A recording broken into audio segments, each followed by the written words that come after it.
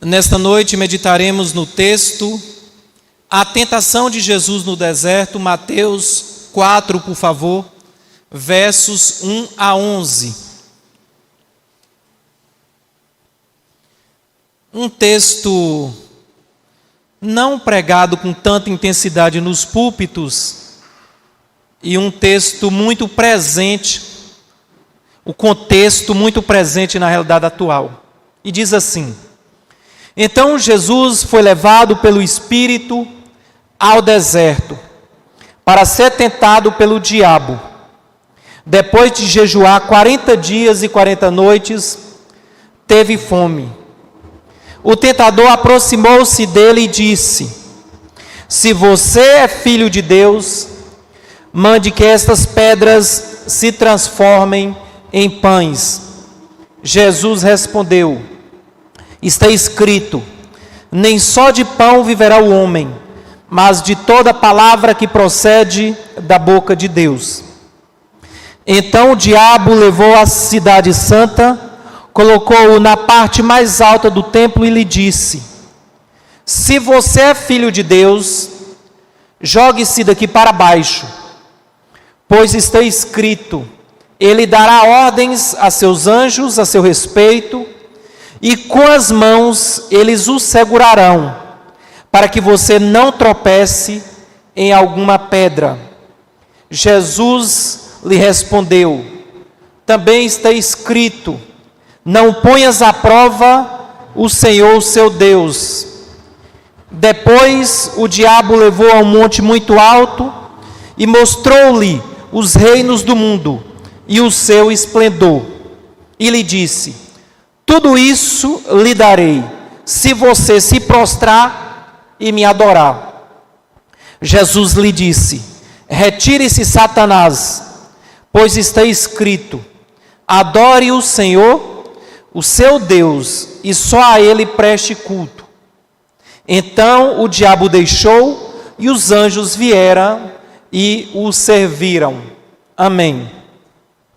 Deus, nosso Pai maravilhoso, santo, santo, santo, te agradecemos pela oportunidade de estarmos aqui na tua casa, meu Deus, para te louvar, para bendizer o teu nome e para aprender a tua palavra.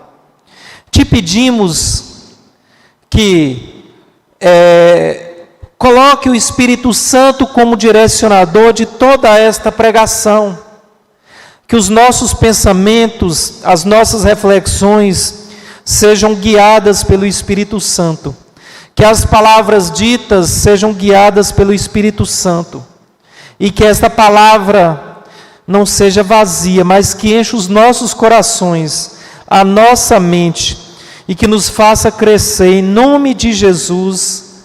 Amém. Queridos, esse texto, ou melhor, o texto que trata da tentação de Jesus, está no Evangelho segundo Mateus, conforme lemos, 4:11, mas também Lucas 4:13 e Marcos, capítulo 1, versos 12 e 13. Isso, 12 e 13. E aqui a gente observa que no Evangelho segundo Mateus, nós desde o início temos ali a genealogia de Jesus, nascimento de Jesus, os magos vindo adorar, Jesus vai para o Egito, em função da perseguição, retorna, João Batista apresenta Jesus, prega Jesus Cristo, ele é batizado aos 30 anos, por volta de 30 anos, e aí, no início do ministério de Cristo, há, logo de início, a tentação de Jesus. Por que Jesus Cristo foi levado para o deserto para ser tentado? Tantas coisas que Jesus precisava fazer. Ele teve um ministério tão rico, um ministério com curas, com salvações, obrigado, irmão, com salvação de almas, com ensinamentos. Ele veio para destruir o reino de Satanás e fortalecer o reino de Deus aqui na terra. E aí a pergunta: por que Jesus desde o início ele foi tentado, ele foi para o deserto. E aqui a gente observa que o inimigo, ele de certa forma, ele vence o povo de Deus no deserto. Ele obteve muitas vitórias com o povo de Israel no deserto durante 40 anos. Praticamente quase todo aquele povo foi morto. Apenas 2 conseguiram entrar na Terra Santa. Esse inimigo venceu Adão e Eva. Ele enganou, a serpente enganou Eva. Gênesis 3, versos 4 e 5, dizendo: certamente não morrerão, mas terão os olhos abertos e serão como Deus, conhecedores do bem e do mal. E aí a gente percebe que esse texto que nós vamos pregar hoje, ele traz várias implicações no meio espiritual e traz várias implicações na nossa vida aqui hoje. Então, o Messias, ele sofreu 3 tentações principais, vamos assim dizer. Após jejuar por 40 dias, ele tem uma primeira tentação. A tentação no que diz respeito à questão fisiológica. Aí o diabo pergunta a ele se não quer transformar aquelas pedras em pão. Hoje a gente percebe que esse tipo de tentação continua acontecendo, no que diz respeito não só à comida, mas também questões sexuais, que são necessidades fisiológicas que alimentam a indústria da pornografia no Brasil e no mundo. No que diz respeito à alimentação, a gente observa hoje redes de restaurante, sobretudo em países como Estados Unidos, onde a pessoa compra um vale para alimentar o dia inteiro. Aí em qualquer restaurante daquela rede, come à vontade, e as pessoas ganhando peso e alimentando a glutonaria, ao passo que tantas pessoas no mundo passam fome. Mas ele chegou também e tentou Jesus no que diz respeito à vaidade. Imagine Jesus Cristo em Jerusalém, na cidade santa, no pináculo do templo, sendo jogado e vindo anjos e aparando Jesus Cristo. Que cena não seria isso para a vaidade de Cristo, se ele tivesse pecado, se ele tivesse aceitado? Olha o tamanho do espetáculo que não seria naquele lugar ali, provavelmente ao lado do rio Cedron. Mas Jesus Cristo não se rendeu. Por que eu já estou falando dessa questão nessa introdução da pregação? Será que as pessoas hoje têm interesse de se aparecer? Será que as pessoas hoje têm interesse em espetáculo?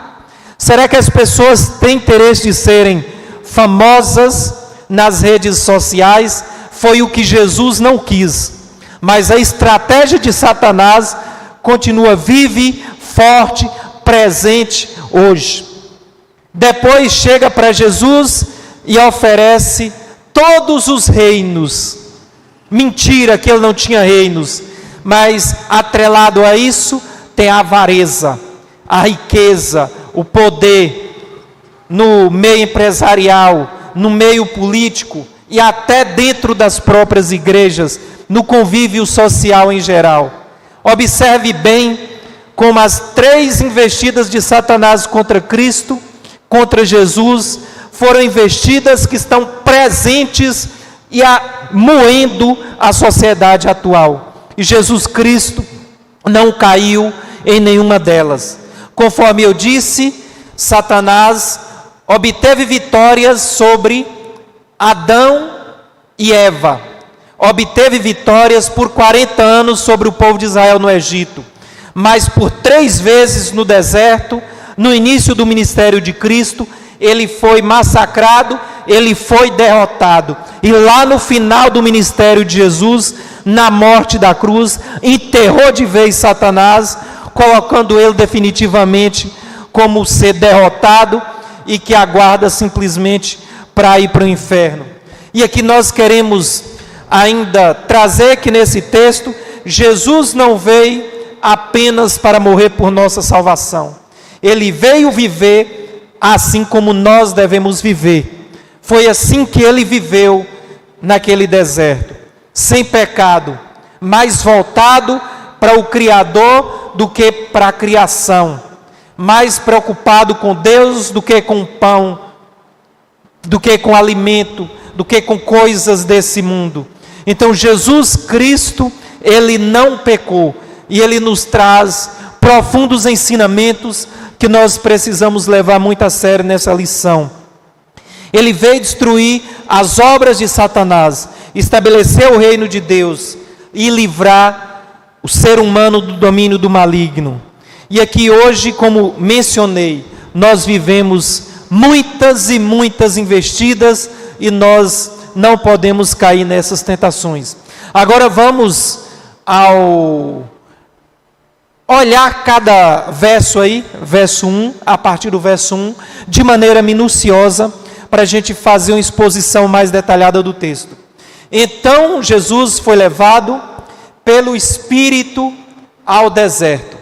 Quem conduziu Jesus foi o Espírito. Em toda a vida de Jesus, ele foi guiado pelo Espírito Santo e foi para o deserto para. Esse para indica uma finalidade. Ele tinha uma finalidade, para ser tentado pelo diabo. Jesus foi para lá para ser tentado. Parece a princípio intrigante, mas ele foi tentado e venceu o diabo. E lembrando que nesse texto a gente percebe que Jesus estava como homem. O texto não traz aqui Jesus como Deus, não evidencia um Deus, mas Jesus como homem, porque ele teve fome. Deus não tem fome, mas ele teve fome porque ele estava há 40 dias jejuando. É que Jesus estava em um momento maravilhoso. Ele foi para o deserto após o batismo. Inclusive em Mateus 3,17, o pai diz o seguinte: este é o meu filho amado, em quem me comprazo. Estava num momento de profunda comunhão com o Pai, porque Jesus também é Deus. Num momento, vamos dizer assim, de muita alegria, e ele nunca pecou. E nós precisamos estar atentos nos nossos momentos que a gente está mais fortalecido espiritualmente, de jejum, de oração, de estudo da palavra. Não quer dizer que o inimigo não vem nos tentar. Quando nós estamos fortalecidos espiritualmente, quer dizer que estamos preparados para destruir Satanás. Mas não quer dizer que ele vai ter medo e não vai fazer investidas. Precisamos ter esses cuidados contra o inimigo, porque ele é perigoso. E aqui a gente observa ainda com relação a esse a essa finalidade. Então, qual foi a finalidade de ser tentado? Para começar vencendo Satanás no início do ministério de Cristo e mostrar a supremacia de Deus. Para nos mostrar como nós devemos agir diante das tentações. Jesus agiu de maneira perfeita. Ele não pecou, ele não errou, mesmo sendo tentado em 3 áreas muito críticas para quaisquer seres humanos. Sobretudo para um homem faminto de pão, porque estava com 40 dias, provavelmente só bebendo água e sem comer, porque a Bíblia diz que ele estava sem comer há 40 dias. Não diz se estava tomando água ou não, possivelmente tomando água. Então imagina, às vezes a gente faz um jejum, depois de algumas horas a gente sente um incômodo, sente um mal-estar. Agora imagina um homem fazendo jejum há 40 dias sem comer. E aí chega alguém mostrando um atalho, um caminho fácil, uma resolução para o problema. E aqui Jesus também nos alerta sobre o nível dos conflitos espirituais que estamos vivendo. Nós, como cristãos, não podemos nos dar o luxo de olhar muito para o mundo material e esquecer que estamos em meio a batalhas, a conflitos, a dificuldades. O mundo prega coisa mais macia, mais branda, mas não é verdade, é mentira. E aí o verso 2 diz o seguinte: depois de jejuar 40 dias e 40 noites, teve fome. Um homem com fome, com estado físico, com a condição física fragilizada provavelmente, e aí diz o seguinte, verso 3, o tentador aproximou-se dele e disse, o tentador Satanás, um ser maldoso, mentiroso, como ele mentiu aqui usando a palavra de Deus, capaz de deturpar as verdades, que veio para roubar, matar, destruir, e que muita gente às vezes acha que é só uma figura, que é um desenho, que é uma energia, que é uma atração ruim. Não, é um ser poderoso, um ser perigoso, e que existe uma organização no reino espiritual do mal. Existem hierarquias, e nós como cristãos nunca devemos ter medo do maligno, e também nunca podemos menosprezar o poder de destruição do maligno. Precisamos vigiar e cuidar o tempo inteiro. O tentador aproximou-se dele e disse, porque aproximou dele e disse, porque Jesus estava como homem. Se Jesus estivesse como Deus, ele nem lá encostaria, ele já seria derrotado desde o princípio, ele nem coragem nem força teria para chegar. E aqui uma parte que poucos pregadores trazem para o púlpito: se você é filho de Deus, na primeira tentação e na segunda tentação, segundo Mateus, lá em Lucas está invertido, na primeira e na terceira, ele pergunta, se você é filho de Deus, coloca em xeque a identidade de Jesus Cristo. Deus realmente é seu pai? Você está com fome, você está sofrendo, você tem dificuldade, você é filho de Deus? Será? Aí eu me lembro de um fato que aconteceu anterior. Como foi que Satanás fez com Eva? A pergunta, a dúvida, a mesma estratégia que ele usou para Eva, usou aqui com Jesus Cristo, colocando a dúvida. E a mesma questão, é a mesma situação, é a mesma estratégia que tem usado na mente de cristãos, de pessoas que se enfraquecem. Às vezes a gente precisa ter muito cuidado com o que se vê em redes sociais, com as pessoas que falam de Deus, aquelas pessoas que de maneira deturpada, usadas por Satanás, questionam a Bíblia. Paulo falou errado, não sei quem não falou de maneira clara. Então é preciso a gente ter esses cuidados. Se você é filho de Deus, coloque em xeque a identidade de Cristo. E mais, tenta colocar Cristo numa posição de conflito com Deus. Olha como é intrigueiro, olha como é complicada a atuação desse ser maligno. Já entrou com todo o veneno do mundo, parecendo uma pergunta simples, e nem deu o recado ainda. Parece que o recado é, mande que essas pedras se transformem em pães. E aí, como eu disse, é um ser mentiroso, astuto, criminoso, coloca a identidade de Jesus em prova.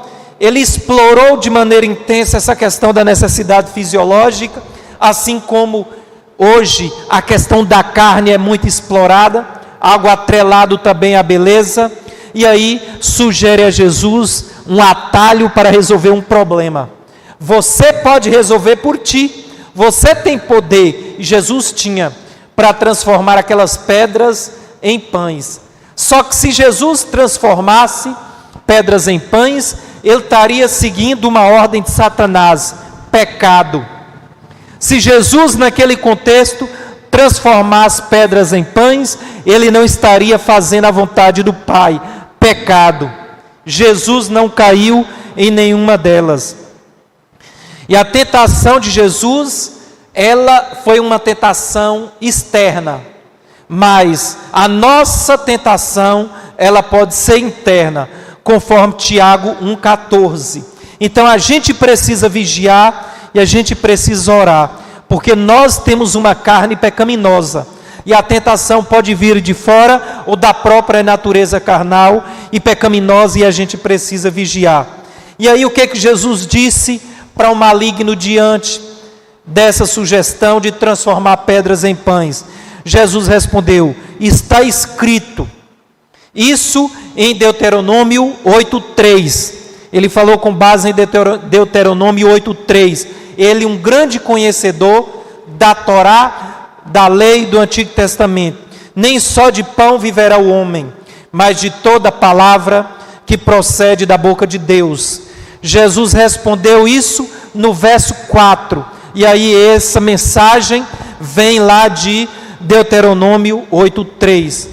Nem só de pão viverá o homem, mas de toda palavra que procede da boca de Deus. Jesus respondeu, segundo o Evangelho de João, que a maior preocupação dele realmente era fazer a vontade do Pai. E não estava preocupado com a questão do pão, em outras palavras, a questão aqui terrena. Ele veio por uma questão meramente espiritual e não da carne. E aqui, inclusive eu trouxe esse versículo, João 4:34. Ele disse aos discípulos: a minha comida é fazer a vontade daquele que me enviou e realizar a sua obra. Essa é a comida de Jesus Cristo. João 4:34. Mas aí o inimigo continua firme e leva Jesus para uma segunda tentação. 5. Então o diabo levou a cidade santa, colocou-o na parte mais alta do templo e lhe disse: imagina o templo cheio de gente, Jerusalém. Ele apela, já que na parte fisiológica Jesus Cristo venceu, agora vamos para uma questão emocional, vamos para uma questão de ego, vamos tentar derrubar ele no aspecto da vaidade. Esse foi o raciocínio do maligno. Aí vem a investida: se você é filho de Deus, por que repetir? Porque é uma pergunta estratégica. Aí eu pergunto a você: você é filho de Deus? Você é filha de Deus? Se você não acreditar, se você tiver dúvida, é o maligno que está implantando essa dúvida. É uma pergunta estratégica do maligno. Se vocês estão aqui, é porque vocês, assim como eu, somos salvos. Essa é uma pergunta perigosa. E quando vem essa dúvida, o que acontece com a fé? Vai para a lata do lixo. Essa é a tentativa. É isso que o maligno tem feito com tantos cristãos. É isso que tem acontecido com igrejas, mas não aconteceu com Cristo. Jogue-se daqui para baixo, pois está escrito: ele dará ordens a seus anjos a seu respeito, e com as mãos ele os segurarão, para que você não tropece em pedra alguma. Irmãos, isso tem no Salmo 91, 11 e 12. Só que ele inverteu, ele perverteu a verdade. Não é para tentar a Deus, é para obedecer a Deus. Se ele tivesse lido o verso 13, ficaria mais claro, mas ele perverteu, ele deturpou a passagem e quis novamente colocar Jesus Cristo contra o Pai. Ele não se preocupa em trazer a verdade. O maligno pega a verdade para transformar esta verdade em mentira. E aí Jesus respondeu: também está escrito: não ponha à prova o Senhor, o seu Deus. Mais uma vez citando Deuteronômio 6,16. E aí na segunda vez ele derrota Satanás usando essa espada, essa arma toda poderosa que é a palavra de Deus. E por que os cristãos em geral estão tão enfraquecidos? Porque não têm conhecimento da palavra de Deus. O cristão sem conhecimento da palavra de Deus é um cristão vulnerável. É como uma planta na areia que não resiste ao calor do sol. O cristão sem conhecimento da palavra de Deus é aquela pessoa que diante da tentação não sabe dar uma resposta de imediato. Tudo bem que a gente pesquisa na internet o versículo que a gente quer, o texto que a gente quer, não decoramos toda a palavra, mas precisamos estar afiado com algumas passagens, para nos momentos de tentação, a gente desarmar o inimigo, a gente se defender como cristãos. E lembrando que Cristo foi para o deserto, não para se defender de Satanás, mas para atacar, para destruir Satanás. E essa tentação de Cristo, no início do seu ministério, deixou bem evidente quem Jesus era. Eu estou falando Cristo glorificado, aqui Jesus homem. Deixou bem claro que Jesus realmente era o Filho de Deus. Então, assim, percebemos duas grandes dificuldades, pontos críticos no ministério de Cristo. Esse início do ministério e o final do ministério com a morte na cruz. E lembrando também que o nascimento de Jesus foi crítico, foi sensível, com Herodes tentando matar ele desde o início. Então, assim, foram pontos que Jesus foi muito atacado. E no verso 8, depois o diabo levou a um monte muito alto e mostrou-lhe todos os reinos do mundo e seu esplendor. E aqui a gente observa que pode estar se tratando de uma linguagem metafórica ou uma visão espiritual, de mostrar todos os reinos do mundo. Se a gente abrir a Bíblia em Lucas, Satanás diz o seguinte: eu posso te dar porque tudo isso foi dado a mim, tudo isso me pertence. Isso está no campo da avareza. Nesse momento, Satanás, ele não mais pergunta a Deus, ele não mais pergunta a Cristo se é filho de Deus, ele investe diferente. Ele chega e ele oferece toda essa riqueza, todo esse poder, com mentira, que não pertencia a ele, mas ele queria uma coisa: ele queria adoração. Esse é um momento muito intenso, porque é o momento em que Satanás mostra as garras, de maneira mais profunda, de maneira mais agressiva. Às vezes as pessoas se entregam a práticas do pecado, vai se aliando ao pecado, vai fazendo coisas erradas, vai esfriando a fé, quando a fé já está completamente nas garras do inimigo. Então, isso é o que nós, como cristãos, precisamos ter cuidado. No verso 9 ele diz: tudo isso te darei, se prostrar e me adorar. Se prostrar e me adorar. Mentira, ele não daria nada. E hoje o que acontece? Muitas pessoas recebem poder financeiro, está atrelado à avareza. Pessoas que socialmente são tidas como melhores, muitas vezes não são bênçãos. Isso pode ser juiz, pode ser pessoa sendo afastada de Deus, porque muitas vezes não tem tempo para vir à igreja, não tem tempo para ler a palavra de Deus, porque precisa dar um jeitinho de sonegar imposto, porque precisa se aliar a um ciclo de mentira, sobretudo na política, para crescer financeiramente, para crescer em fama, assim como foi a segunda tentação, para achar que está crescendo. E todo esse falso crescimento está levando para o buraco, está levando para o inferno. Essa é a estrada que caminha para a destruição, que as pessoas muitas vezes percebem como bonita, como perigosa, a questão da avareza. E conforme nós estudamos aqui há 2 dias, por trás de tudo isso há um ídolo perigoso, que é o Deus Mamon.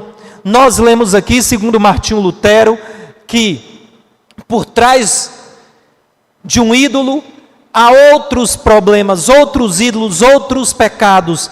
Então o ídolo, ele gera esses problemas.